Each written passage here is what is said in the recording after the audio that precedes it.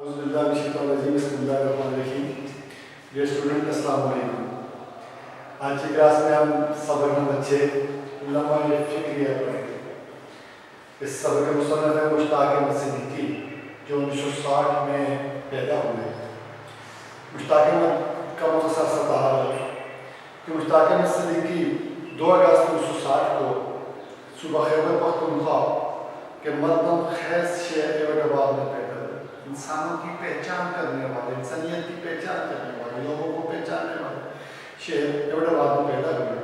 Punjab university سے انہوں نے اردو کا امتحان امتیازی نمبروں سے پاس کیا اور دوسری پوزیشن حاصل کی. 1987 سے صوبے کے مختلف کالجوں میں درس و تدریس میں مصروف رہے. 1987 سے مختلف کالجوں میں پڑھانے میں مصروف رہے اور آج کل government post graduate college number 1 ایوٹ آباد میں بحیثیت صدر شعبہ اردو ڈپارٹمنٹ کے صدر، اردو ڈپارٹمنٹ کے ہیڈ کے عہدے پر اپنے فرائض منصبی ادا کر رہے ہیں، اپنے منصب اپنے عہدے کے فرائض ادا کر رہے ہیں. انہوں نے ایم فل اردو علامہ اقبال اوپن یونیورسٹی سے مقالہ مرزا عزیز احمد دارا پوری احوال و آثار لکھ کر مکمل کیا. کہ ایم فل کیا کہاں سے؟ علامہ اقبال اوپن یونیورسٹی سے. اور آپ کے ایم فل کا جو ریسرچ پیپر تھا، مقالہ تھا، وہ مرزا عزیز احمد دارا پوری ایک ادیب ہے، ان کے احوال و آثار لکھ کر مکمل کیا. جب کیسی یونیورسٹی سے میں علامہ اقبال اوپن یونیورسٹی سے پی ایچ ڈی کے ریسرچ سکالر رہے اور ان کے پی ایچ ڈی کے مقالے کا عنوان، جو آپ کا ریسرچ پیپر تھا پی ایچ ڈی، اس کے مقالے کا، اس ریسرچ پیپر کا عنوان تھا ممتاز شیریں کا ذہنی ارتقا.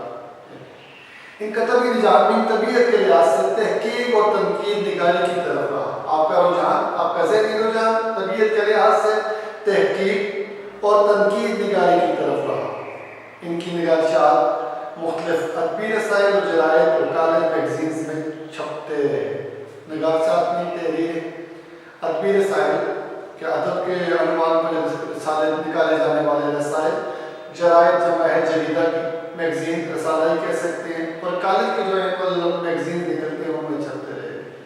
ان کی اہم مطبوعہ مضامین درج ذیل ہے. مطبوعہ میں شائع شدہ جو شائع ہو چکے ہیں، پبلش ہو چکے ہیں: پیروڈی اور اردو ادب، تحقیق اور تنقید کا رشتہ، پنیاں انگارے ایک جائزہ، تصور خدا اور مفہوم دوا، صحرائیت و بدویت اقبال کی نظر میں، ایام کوئی کی تحریک کے اسباب کی آپ کی میں وہ تصنیف ہیں جو پبلش ہو چکی ہیں، شائع ہو چکی ہیں. آج کا چیپٹر ہے آپ کا لمحہ فکریہ، سوچ کا مقام، غور و فکر کرنے کا مقام. اس چیپٹر میں آپ پاکستان کو درپیش مسائل اور ان مسائل میں جو سر فہرست مسئلہ ہے وہ ہے بڑھتی ہوئی آبادی کا مسئلہ. اس کے بارے میں پیش کرتے ہیں اور بڑھتی ہوئی آبادی سے پیدا ہونے والے مسائل کا ذکر کرتے ہیں. دیکھتے ہیں سبق میں مصنف کیا کہنا چاہتے ہیں. کہ وطن عزیز اسلامی جمہوریہ پاکستان، پیارا وطن اسلامی جمہوریہ پاکستان ایک ترقی پذیر ملک ہے، یعنی ابھی ترقی کر رہا ہے. اسلامی جمہوریہ اس کا سرکاری نام ہے، اسلامی جمہوریہ پاکستان. کیونکہ اگر ہم تھوڑا بیک گراؤنڈ جائیں تو ہم نے پاکستان کو اس مقصد کے لیے حاصل کیا کہ اس خطۂ ارض میں ہم اپنی زندگیاں اسلام کے سنہری اصولوں کے مطابق گزاریں گے، اللہ اور اس کے رسول کے بتائے ہوئے حکمات کے مطابق اپنی زندگیاں گزاریں گے. تو اس لیے اس وطن عزیز، اس پیارے وطن کا نام اسلامی جمہوریہ پاکستان ہے. یہ ایک ترقی پذیر ملک ہے، مین ترقی کے مدارج طے کر رہا ہے، ترقی کی منزل پہ آگے آگے بڑھ رہا ہے، اور جسے اللہ تعالیٰ نے قدرتی وسائل سے مالا مال کیا ہوا ہے. کہ اللہ رب العزت نے اس خطۂ ارض کو، اس پاکستان کو قدرتی وسائل جو نیچرل ریسورسز ہیں، اللہ تعالیٰ کی طرف سے عطا کردہ وسائل جو ہیں، ان سے مالا مال کیا ہوا ہے، بھرا ہوا ہے. اب نیچرل ریسورسز میں ہمارے پہاڑ ہیں، ہمارے درخت ہیں، ہمارے جنگلات ہیں، ہمارے دریا ہیں، اس کے علاوہ زمین کے اندر بہت سی معدنیات ہیں. تو یہ سارے کے سارے جو ہیں یہ قدرتی وسائل ہیں. تو اللہ رب العزت نے ہر قسم کے، ہر طرح کے قدرتی وسائل سے، ان نیچرل ریسورسز سے ہمارے ملک کو بھرا ہوا ہے، مالا مال کیا ہوا ہے. لیکن روز بروز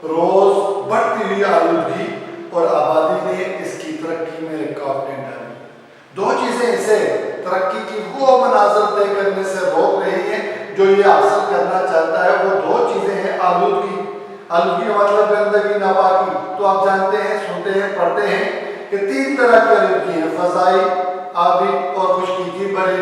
یہ 3 طرح کی آلودگی ہیں جو اوزون لہر کو بھی متاثر کر رہی ہیں اور بہت سے منفی اثرات اس ملک پہ ڈال رہی ہے. اور دوسری چیز ہے آبادی. تو ان دو چیزوں نے پاکستان کی ترقی میں رکاوٹیں ڈالی ہوئی ہیں, بڑھتی ہوئی آلودگی اور بڑھتی ہوئی آبادی. کسی بھی ملک یا معاشرے میں آبادی اور وسائل کے درمیان, اور کون سے وسائل, خصوصاً خوراک کے وسائل, اس دباؤ کا باعث بن جاتے ہیں.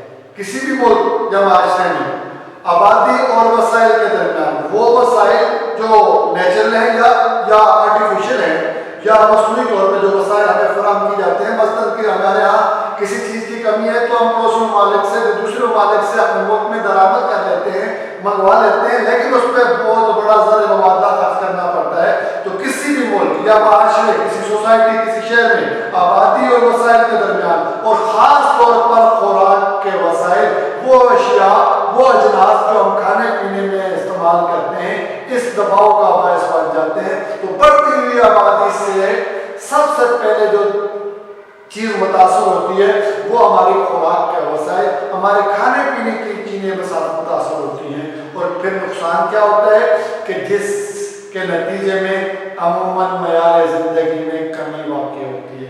کہ وہ ہماری زندگی گزارنے کا معیار کا مطلب پیمانہ, کہ ہمارا جو زندگی گزارنے کا پیمانہ ہے, ہمارا جو زندگی گزارنے کا سٹینڈرڈ ہے, معیار ہے, وہ آبادی کے بڑھنے کی وجہ سے اس میں کمی واقع ہو جاتی ہے.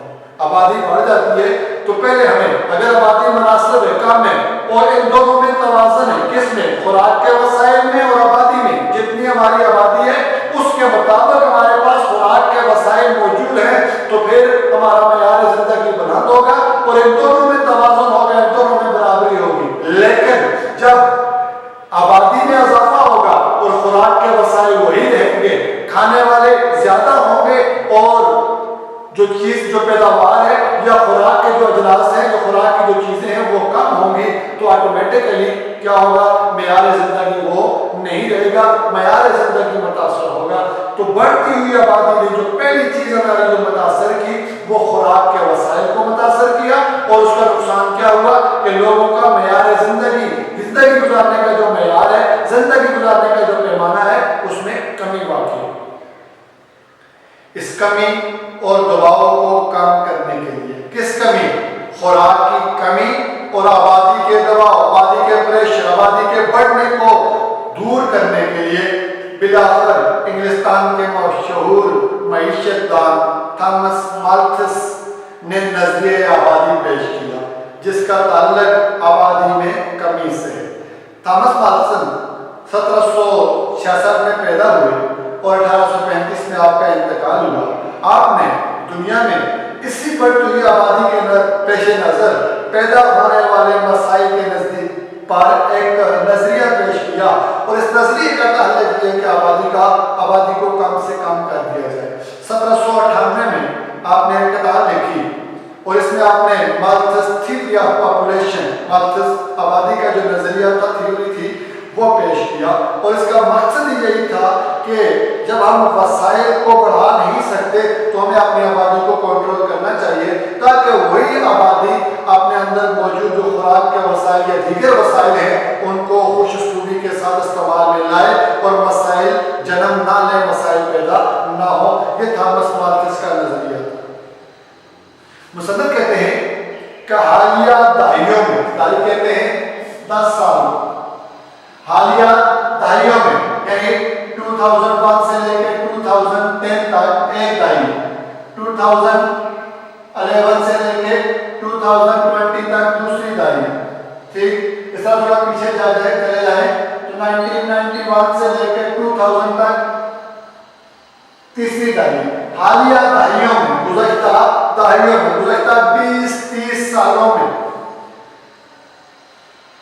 حالیہ دہائیوں کے دوران کئی ترقی پذیر ممالک, کئی ترقی پذیر وہ ممالک جو ترقی کے مناظر طے کر رہے ہیں, جو ترقی کی طرف جانا بڑھ رہے ہیں, جن میں بھارت کا ذکر ہے, سری لنکا، بنگلہ دیش اور پاکستان شامل ہیں، افراد آبادی کا شکار ہے۔ کہ گزشتہ 20-30-40 سال کا ذکر کریں تو دنیا کے کئی ترقی پذیر ممالک، ان میں سے 4 ممالک کا ذکر کیا کہ پاکستان، سری لنکا، بنگلہ دیش اور پاکستان، یہ افراد آبادی کا شکار ہے، آبادی میں اضافے کا شکار۔ افراد کا مطلب کسی چیز کی زیادہ ہونا، تو آبادی کے زیادہ ہونے کو افراد آبادی کا بہتات کا لفظ ہم استعمال کر سکتے ہیں کہ یہ 4 ممالک بہتات آبادی کا شکار ہیں، کثرت آبادی کا شکار ہے، آبادی میں زیادتی کا شکار ہے۔ ان ممالک میں، ان 4 ممالک کا ذکر ہے، ان ممالک میں ہر سال آبادی کے دباؤ میں جو اضافہ ہو رہا ہے وہ ساری دنیا کے 50 چھوٹے ممالک کی کل آبادی سے بھی زیادہ ہے۔ کہ دنیا کے اگر 50 چھوٹے ممالک کا ذکر کریں، ان ممالک کی کل آبادی جتنی ہے اتنی ان 4 ممالک کی آبادی میں ہر سال اضافہ ہو رہا ہے۔ میں دوبارہ ایکسپلین کرتا ہوں کہ دنیا کے چھوٹے 50 ممالک کی کل آبادی کو آپ ایک طرف رکھ لیں اور ہر سال ان 4 ممالک کی آبادی کو ایک طرف رکھ لیں تو ہر سال ان 4 ممالک کی آبادی اتنی بڑھتی ہے جتنی دنیا کے ان 50 ممالک کی آبادی، اتنا زیادہ اضافہ ہو رہا ہے، جس کی وجہ، اب نقصان کیا ہوتا ہے؟ جس کی وجہ سے ان ممالک کی ترقی کی رفتار متاثر ہو رہی ہے۔ یہی وجہ ہے کہ آبادی میں اتنا زیادہ، حد سے زیادہ اضافے کی وجہ سے ان 4 ممالک، پاکستان، بنگلہ دیش، سری لنکا اور بھارت، ان کی جو ترقی کی رفتار ہونی چاہیے تھی بڑھتی ہوئی آبادی کی وجہ سے ان کی ترقی کی وہ رفتار نہیں ہے جو ہونی چاہیے تھی۔ ایک تو ترقی کی رفتار متاثر ہو رہی ہے، دوسری ان کی پیداوار کہ زمین سے جو ہم فصلیں حاصل کرتے ہیں، جو اناج حاصل کرتے ہیں، وہ متاثر ہوتا ہے۔ فی کس آمدنی، ایک شخص کی آمدنی متاثر ہو رہی ہے۔ سرمایہ کاری، مین انویسٹمنٹ، جو پیسہ ہم بزنس میں صرف کرتے ہیں، اور بچتیں جو ہم سیون کرتے ہیں، یہ چیزیں بھی متاثر ہو رہی ہیں۔ سب سے پہلے تو ان 4 ممالک کی ترقی کی رفتار متاثر ہو رہی ہے، ایک بات۔ اس کے بعد ظاہر زرعی پیداوار، جو پیداوار ہم زمین سے حاصل کرتے ہیں وہ، اور فی کا آمدنی، ہر انسان کی جو آمدنی ہے وہ، سرمایہ کاری، جب ہم انویسٹمنٹ کریں گے، بزنس کریں گے، اس میں پیسہ انویسٹ کریں گے، خرچ کریں گے، تو سرمایہ کاری اور پھر سیونگ، بچت، یہ 4 چیزیں متاثر ہو رہی ہیں، جس سے عوام روز افزوں مہنگائی کے مسائل میں گرفتار ہوتے چلے جا رہے ہیں۔ روز افزوں کا مطلب روز بروز بڑھتی ہوئی، اس کی وجہ سے ان 4-5 باتوں کی وجہ سے عوام دن بدن بڑھتی ہوئی مہنگائی کے مسائل مصیبت کی جمع پریشانیوں میں گرفتار ہوتے چلے جا رہے ہیں، اس میں پھنستے چلے جا رہے ہیں۔ مصنف کہتے ہیں کہ آبادی کے دباؤ کی 2 قسمیں ہیں، آبادی کے بڑھنے کی، آبادی کے پریشر کی 2 قسمیں۔ پہلی، ایک وہ ممالک جہاں آبادی کا دباؤ کم ہے، یعنی یہاں ضرورت سے زیادہ آبادی نہیں ہے، اس کا دباؤ، اس کا پریشر کم ہے، ایک۔ دوسری، ان ممالک میں کی جہاں آبادی کا دباؤ بہت زیادہ ہے، کہ آبادی کے دباؤ، آبادی کے بڑھنے کی 2 وجوہات ہیں، 2 قسمیں ہیں۔ ایک وہ ممالک جہاں آبادی کا دباؤ کم ہے، مین ان کے وسائل میں اور آبادی میں توازن ہے، اور دوسرا وہ ممالک جہاں آبادی حد سے زیادہ ہے، بہت زیادہ ہے۔ آبادی کے دباؤ کی یہ اقسام ہر ملک کی شرح پیدائش کو مد نظر رکھ کر متعین کی جاتی ہے۔ کیسے پتہ چلتا ہے کہ اس ملک کی آبادی زیادہ ہے یا وہاں آبادی کا دباؤ زیادہ ہے؟ تو اس کے لیے کہتے ہیں شرح پیدائش۔ شرح پیدائش کیا ہے؟ کہ نمبر آف لائف برتھ پر 1000% رائشیت، کہ ہر سال میں 1000 لوگوں میں کتنا اضافہ ہو رہا ہے، اور وہ بھی زندہ کتنے اضافہ ہو رہا ہے، اس کو ہم شرح پیدائش کہتے ہیں۔ اور اس ملک کی آبادی زیادہ ہونے کی ہم کیسے دیکھتے ہیں؟ کہ اس ملک میں شرح پیدائش کو مد نظر رکھ کر مقرر کی جاتی ہے۔ متعین کا مطلب مقرر، یعنی وہاں یہ دیکھا جاتا ہے کہ وہاں ہر 1000 آدمیوں میں 1 سال کے بعد کتنا اضافہ ہوا۔ اس بات کو رکھ کے، اس بات کو مد نظر رکھ کے، اس بات کو ذہن میں رکھ کے یہ تعین کیا جاتا ہے، یہ مقرر کیا جاتا ہے کہ وہاں آبادی کا دباؤ کم ہے یا وہاں آبادی کا دباؤ متوازن ہے یا وہاں آبادی کا دباؤ زیادہ ہے۔ مصنف کہتے ہیں کہ جن ممالک میں آبادی کا یہ دباؤ کم ہے وہاں عموماً شادیاں زیادہ عمر میں کی جاتی ہیں۔ دو مختلف اقسام کا ذکر کیا، ایک جہاں آبادی کا دباؤ کم ہے اور دوسرا ایک وہاں جہاں آبادی کا دباؤ زیادہ ہے۔ تو جن ممالک میں آبادی کا دباؤ کم ہے وہاں کم ہونے کی سب سے بڑی وجہ یہ ہے کہ وہاں عموماً عام طور پر شادیاں زیادہ عمر میں کی جاتی ہیں، بڑی عمر میں کی جاتی ہیں، جس کی وجہ سے آبادی کے دباؤ میں اضافہ نہیں ہوتا، وہاں بہت زیادہ تعداد میں آبادی بڑھتی نہیں ہے، ایک بات۔ اور جن ممالک میں شادیاں کم عمری میں کر دی جاتی ہیں، یعنی چھوٹی عمر میں شادیاں کر دی جاتی ہیں، وہاں آبادی کے دباؤ میں بے تحاشا اضافہ ہو جاتا ہے، حد سے زیادہ اضافہ ہو جاتا ہے۔ اگر ان دو اقسام کا کو ذہن میں رکھیں تو وہ ممالک جن کا اوپر ذکر ہوا ہے، بھارت، سری لنکا، بنگلہ دیش اور پاکستان، یہ افراد آبادی کا شکار ہے، یہ آبادی میں زیادتی کی شکار ہے اور ان کی مین وجہ کم عمری کی شادی ہے۔ اس وقت وطن عزیز کو بھی یہی مسئلہ درپیش ہے۔ کون سا مسئلہ درپیش ہے؟ افراد کے آبادی کا مسئلہ درپیش ہے، آبادی میں زیادتی کا مسئلہ درپیش ہے، بڑھتی ہوئی آبادی کا مسئلہ پیش ہے، اور اس کی آبادی میں 1.73% سالانہ شرح سے اضافہ ہوتا جا رہا ہے۔ تو پاکستان کی آبادی کس ریشو سے، کس پرسنٹیج سے بڑھ رہی ہے؟